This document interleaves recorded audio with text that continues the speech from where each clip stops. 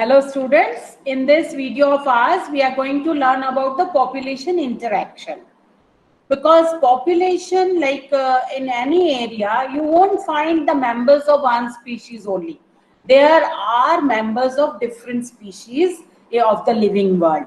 So if the members of different species are there at one particular area, there is bound to be interaction between these populations, and when there is interaction between these populations, the interaction is of various kinds. It can be beneficial for both the members, it can be harmful for one and beneficial for the other, it can be beneficial for one and for other it doesn't matter, neutral, or it can be beneficial for one and for other it doesn't matter. So there the interactions can be of various type, and in these interactions the interspecific interactions are taking place. That is, the members of different species, they are interacting with each other and they are exhibiting the relationship which we are going to study in this. Population, when the population are interacting, the members of different species are interacting. So suppose we have taken two species, because it is the interaction is between members of two species. So that is interspecific interactions. Now these interspecific interactions, suppose this is species 1 and species 2, A or B. So this is the name of the interaction. Plus sign denotes that the species is benefited. Minus sign denotes that the species is harmed. Zero sign shows that it is neutral, neither harmed nor benefited. So first type of interaction is mutualism. In mutualism, both are benefited. For example, symbiotic association of algae and fungi in lichen. So what is happening? They are interacting. One is providing food to the other is providing shelter to the other, it is absorbing minerals for the algae. So both are being benefited. So in mutualism, both the species are being benefited with their existence, coexistence. Then there is competition.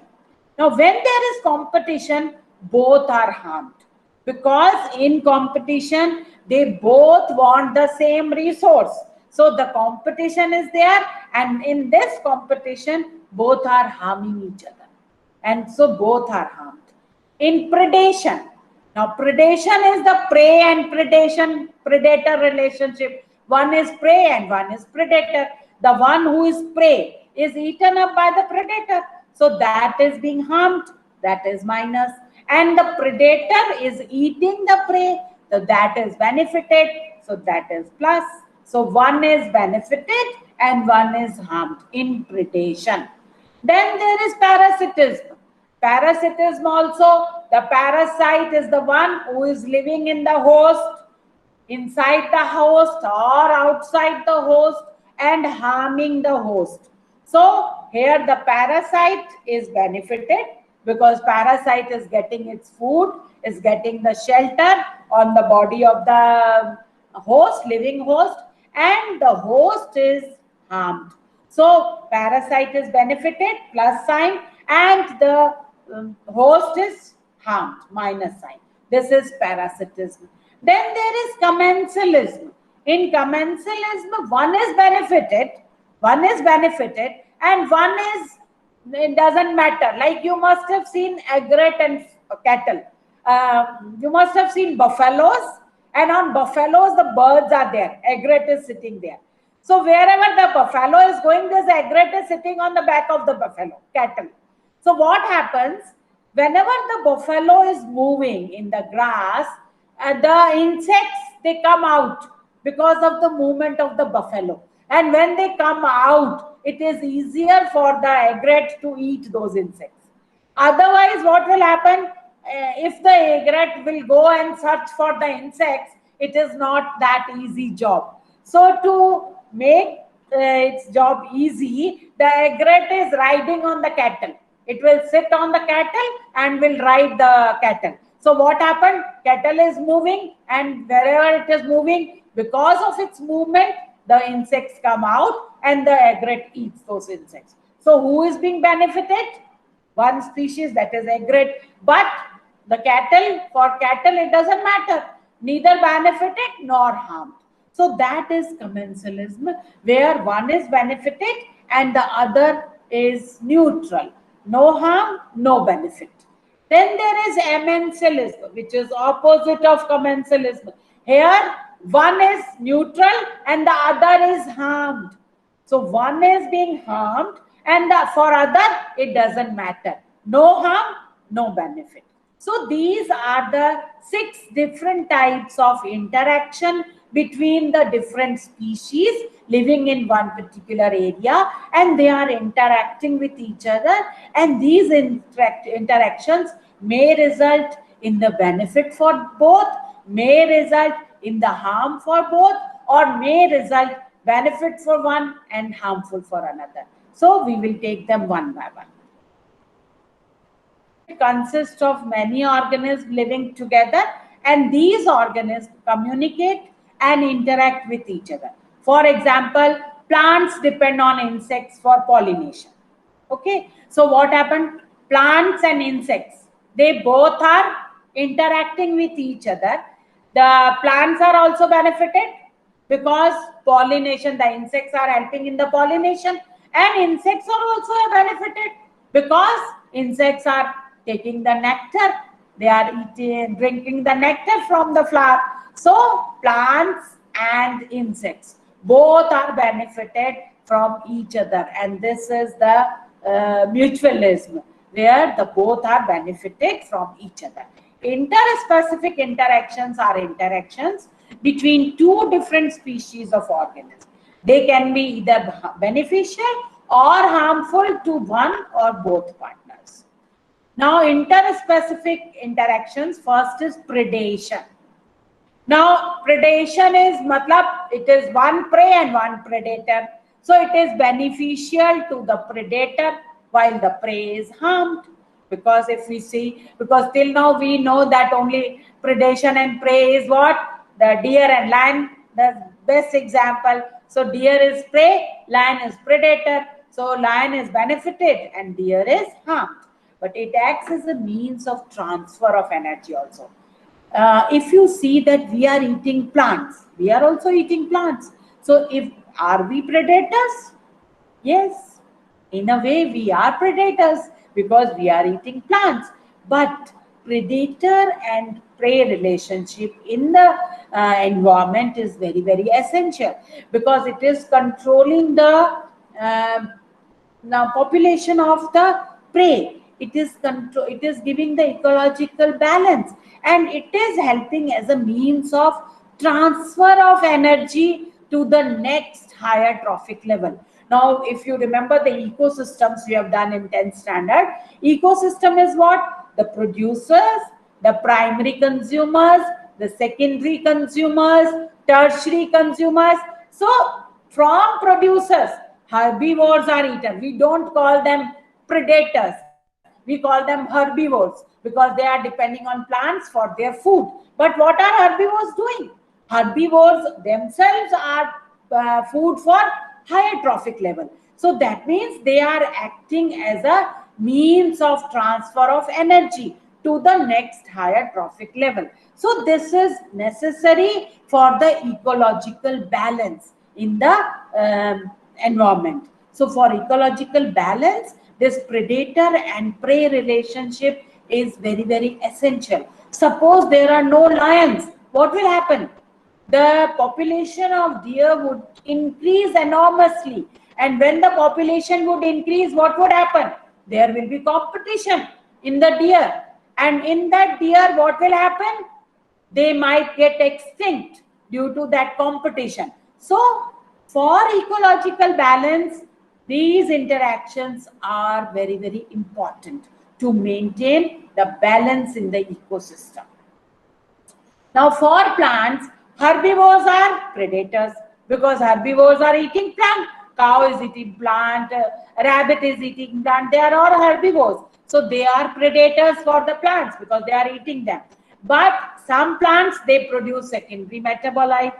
thorns and poisonous chemicals to ward off predators. So there is mechanism in the nature to thorns.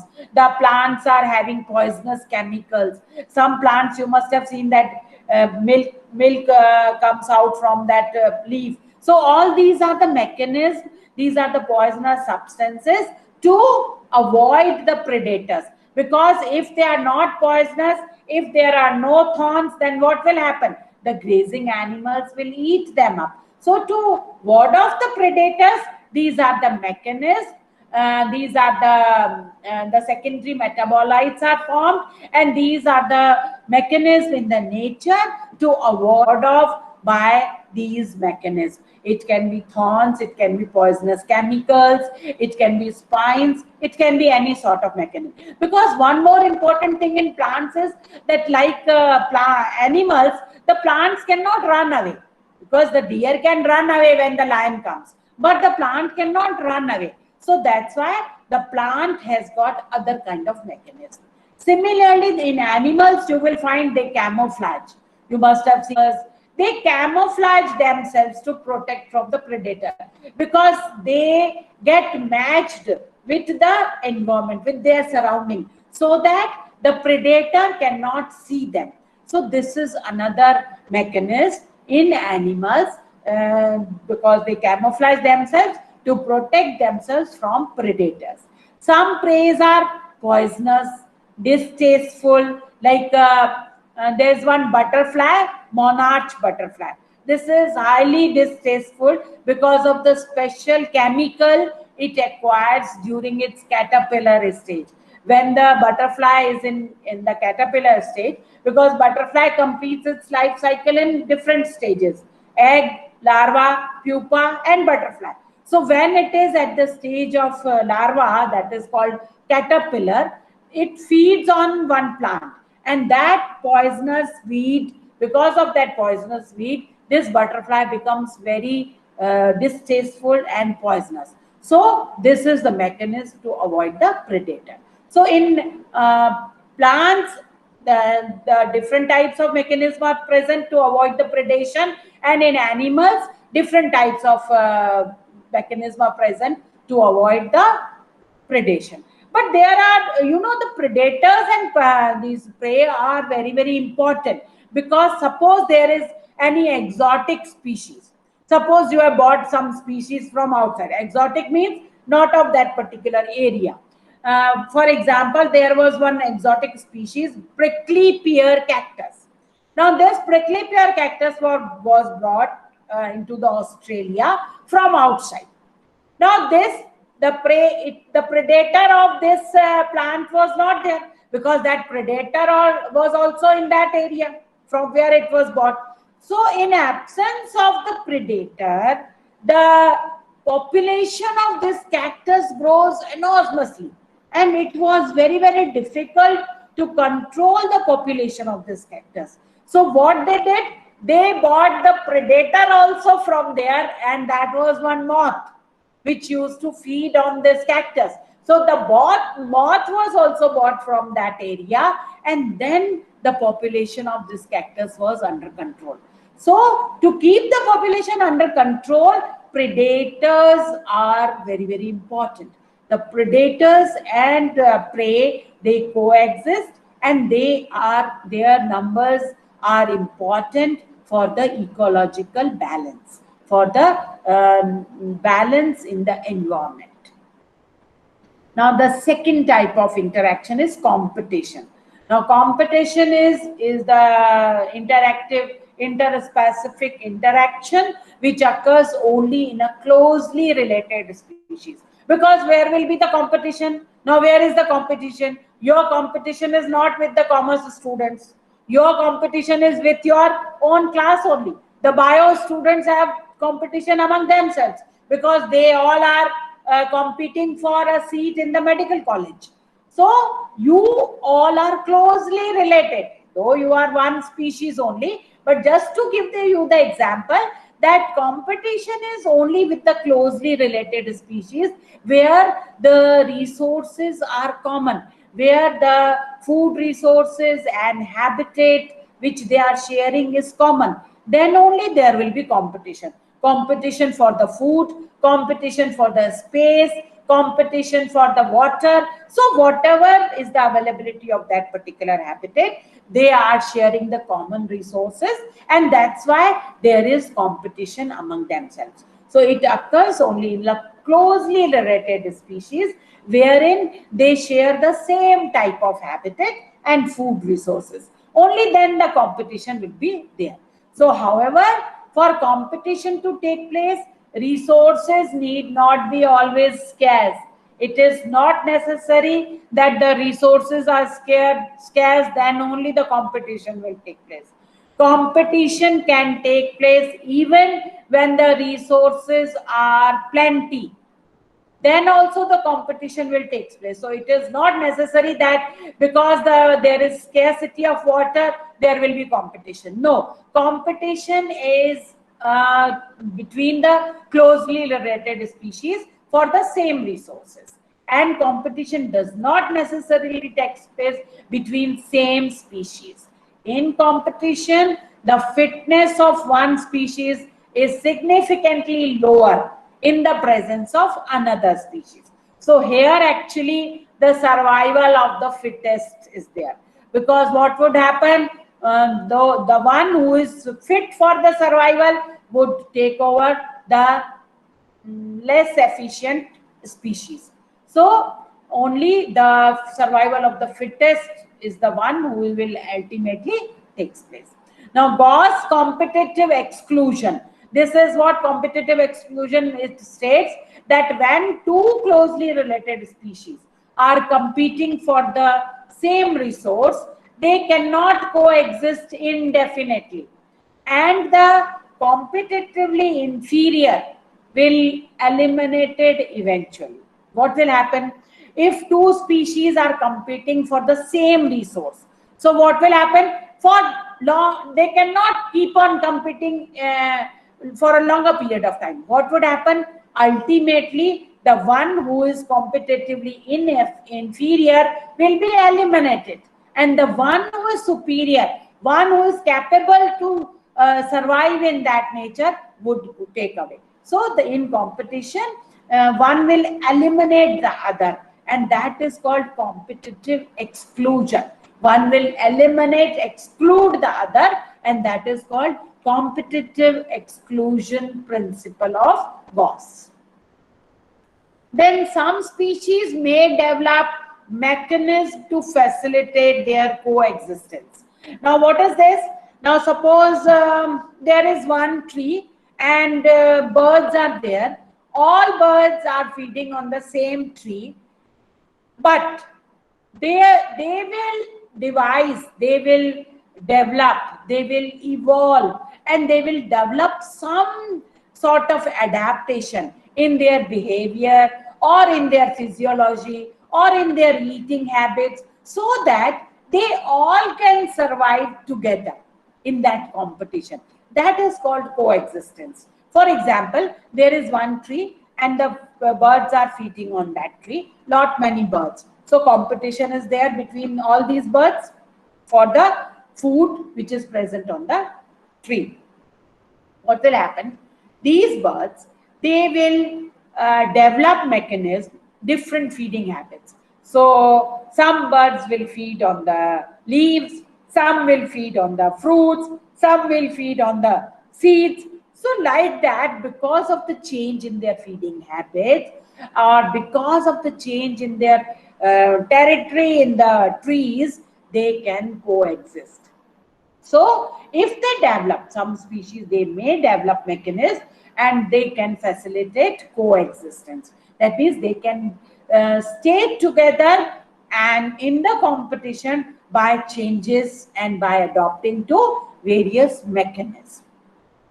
Now the third type of interaction is parasitism.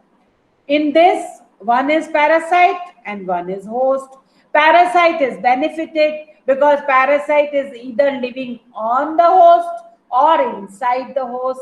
If it is living on the host, it is called ectoparasite, like the lice in our hair, or it is endoparasite. if it is living inside the body. But in both the conditions, the parasite is benefited and the host is harmed. So in this interaction, one of the partner is benefited because it resides outside or inside the body of the host and gets free accommodation and food. It's free. The shelter is also free, lodging is free, food is free, while the host is affected due to loss of nutrients, because the host has to give his nutrients to the parasite. Now, parasite in nature have developed a wide variety of adaptations. Now, these parasites also have to develop many variety of adaptations to be a good parasite. And what are these adaptations? Hooks. They are having hooks and suckers for attachment. When they are ectoparasites like ticks on dogs, so they got attached to the skin, and then they will loss of digestive system. They don't need any digestive system because they are eating digested food from the host. Then high reproducing capacity. Until and unless their number is more, they will not be produce any harm in the host body. So they have to reproduce at a very high rate. So high reproducing capacity. So these are the adaptations which parasites are having to be efficient parasite on the host. Now parasites can live either outside, then they are called ectoparasites, or they live inside, then they are called endoparasite, inside the body of the host parasitism. Then there is brood parasitism. What is brood parasitism? This is seen in the birds, in cuckoo and crow. What happens? The parasitic bird will go and lay its eggs in the nest of the host bird. Now what will happen? The host bird, thinking that these are my eggs, will sit on those eggs and will hatch those eggs. The host bird will not come to know whether these are my eggs or these are eggs of a parasitic bird. So that is called brood parasitism. And the host bird will take care of these eggs until they hatch. For example, quail is laying its eggs in the nest of the crow. And the crow is sitting on it and hatching it, and ultimately it is quail, not the crow. So this is called brood parasitism. This you can watch during the breeding seasons. Then there is commensalism. Commensalism is what? One partner is benefited while the other is neutral. Neither benefited nor harmed. For example, orchid. Orchid is growing on an epiphyte. Epiphyte as an epiphyte on the epiphyte means on the plant. So orchids you must have seen on the tall trees of mango. On the branches you can see orchids growing. So when the orchid is growing on the mango tree, the orchid is getting support from the mango tree. But mango tree is unaffected. Similarly, cattle and egret. So that egret is getting the insects to eat, but the cattle is unaffected. So that is commensalism. Then mutualism is symbiosis, where both the partners are benefited. Lichens is the very good example. Looking at lichen, you cannot find out that this is made up of two organisms. Lichen, if you look, it will look like it is one thing only, because the interaction is so close between the algae and fungi. Both are associated with each other and both are benefiting each other. So this is how the symbiosis. The fungi is giving support to the algae while the algae prepare the food for the fungi. So this is mutualism. Then there are fig plant and the moth. So what happened in fig also? The mutualism is also very, very particular. Like the insects. The insects are going to the plant for eating nectar. So when they are going, and they might leave their eggs also inside the fruit of the plant. So it is so specific. Then if that plant is not available, the bird or insect cannot lay eggs anywhere. So they co-evolve. They co-evolve. There is one example of this orchid, and the petal of that orchid is like the female insect. So what will happen? The male insect will go and pseudo copulates, thinking that it is the female insect, because the petal is exactly same as that of the female insect, as the female insect looks. So male insect, thinking that this is a female insect, will go and pseudo copulates that petal. So what will happen? In that copulation, in that rubbing, it will take the pollens from it, and when it is going to another flower for pseudo copulation, the pollination takes place. Now suppose the female insect has changed in its morphology or some color, whatever it is. Then in that case, the male insect will not go to that plant. So what is the requirement? The requirement is that plant, the flower should also have the same structure. So flower should also have to evolve with the evolution in the female insect. So they have to co-evolve. This is called co-evolution, because to benefit each other, they have to co-evolve. So that is another process which is present in mutualism. So when they have to get benefit from each other, they have to co-evolve, because at times they are very, very particular about the fruit, about the flower, or about the plant where they are coexisting. This is all about the